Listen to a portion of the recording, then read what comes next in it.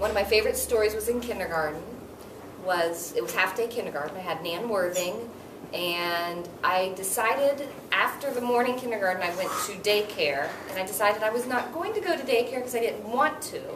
So I decided I would walk home because I lived right on East State Street.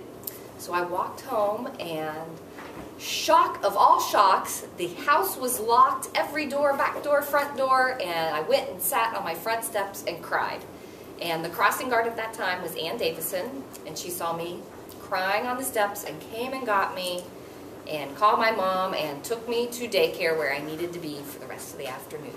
The memory I have was this: we used to sleigh ride down the hills, and we weren't supposed to be doing it at recess.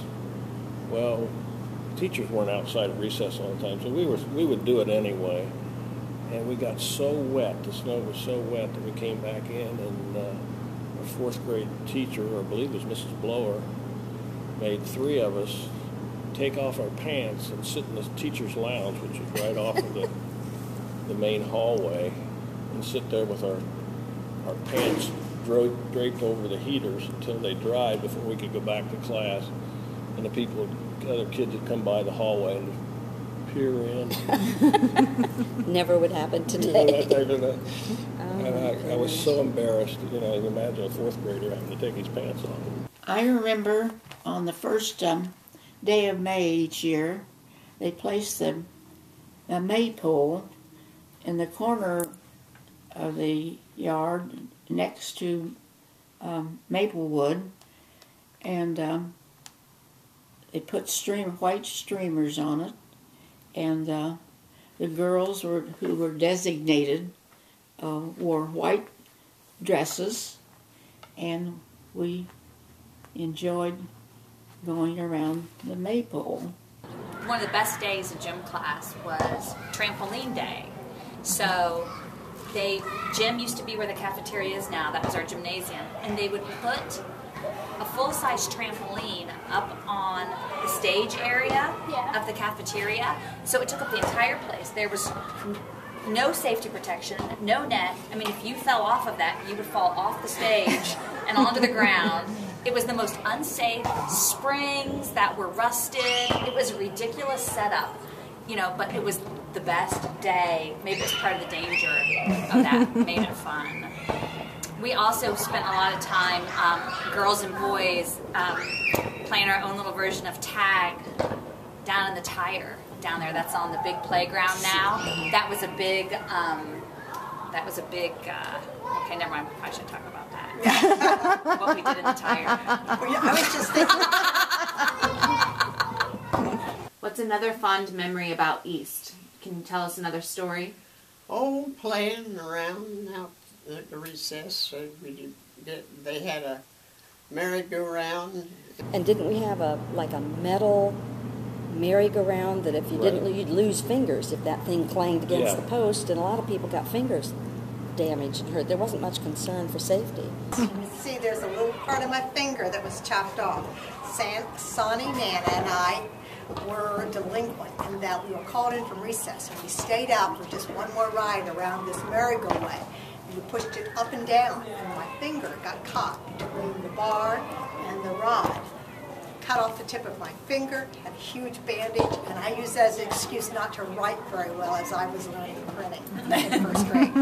We had recess night in the afternoon and morning. You broke your rocker? Do you know what hand walkers are?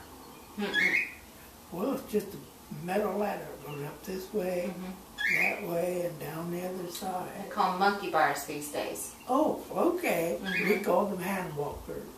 And I was on the top of them. And I fell off and landed with this arm under me. And I went home. My mother put, I don't know, cold or hot or something, compresses, but it wasn't. She thought it was sprained, but finally took me to the doctor, and he discovered I'd broken this big bone in this arm. Yes, I also had my 3 broken bones here at East Elementary. My finger, which I already said, I broke my collarbone playing kickball, but I did get the person out. And I also chipped my tooth because I was not going to be caught in tag. And we had a basketball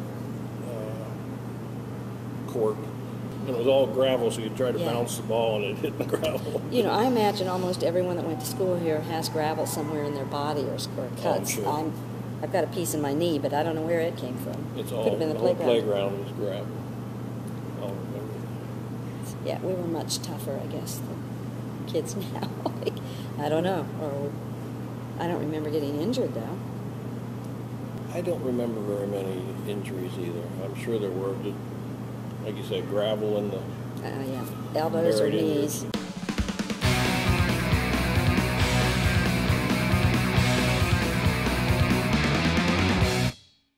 What did boys and girls wear? In the early years, in the 1950s and probably into the 60s, little girls wore dresses to school. Oh, whatever. Dresses, we didn't have, girls didn't wear pants back in those days, but it would have been a relief to have them. And when it was cold weather, they wore snow pants, snow suits that maybe even had a bib up here, went on over their regular clothes. My mother used to make my dresses on a sewing machine. She had a sewing machine. She was really good at it. And a 15-minute recess, some girls would just barely get it on when it was the 15 minutes were up. Of course, they may have planned it that way. They may not have wanted to go out in the cold weather, but it took so long to put their clothes, put their clothes on and take them off again. In the summertime, we didn't have shoes to wear. But in the wintertime, we all got a brand new pair. I remember sitting in the shoe store, Coe's shoe store, and getting fitted for shoes. Usually they were leather and high top. And I was ordered to take care of them. That's all I'd get. But then I also remember when teachers began wearing pantsuits. Not pants and a top, but it had to match. And I remember thinking, oh boy, will we get by with it?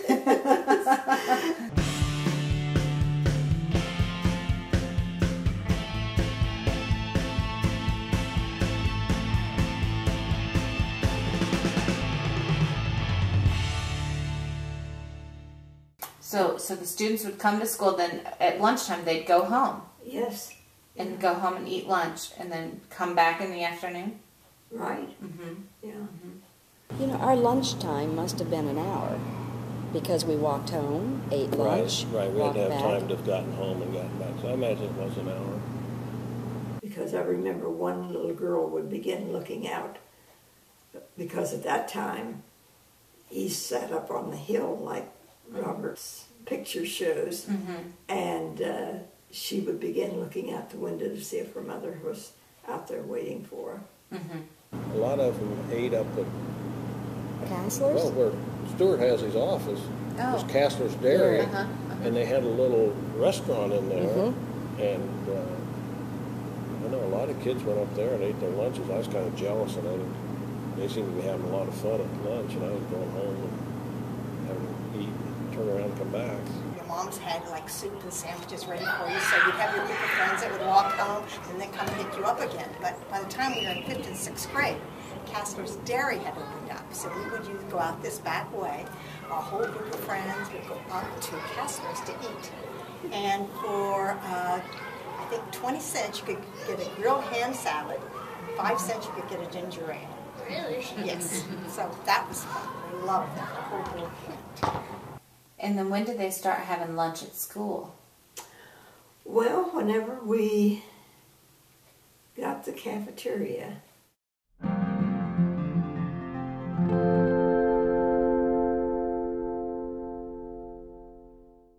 Hi, I'm Tanya Conrath. I'm here with my mom, Shelly Conrath, and my youngest son, Jack Conrath Sweeney, who's a 5th grader here.